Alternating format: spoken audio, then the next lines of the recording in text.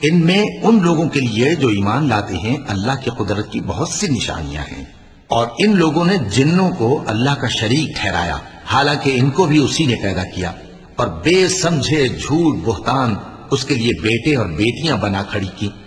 वो उन बातों से जो उसकी निस्बत बयान करते हैं पाक है, और उसकी शान इन बातों से बुलंद है। वही आसमानों और जमीन का पैदा करने वाला है, उसकी औलाद कहां से हो जबकि उसकी बीवी ही नहीं, और उसने हर चीज को पैदा किया है और वो हर चीज से बाखबर है। यही औसाफ रखने वाला अल्लाह तुम्हारा परवरदिगार है, उसके सिवा कोई माबूद नहीं। वही हर चीज का पैदा करने वाला है, तो उसी की इबादत करो, और वो हर चीज का निगरान है। वो ऐसा है कि निगाहें उसका इदराक नहीं कर सकती, जबकि वो निगाहों का इदराक कर लेता है, और वो भेद जानने वाला है, खबरदार है।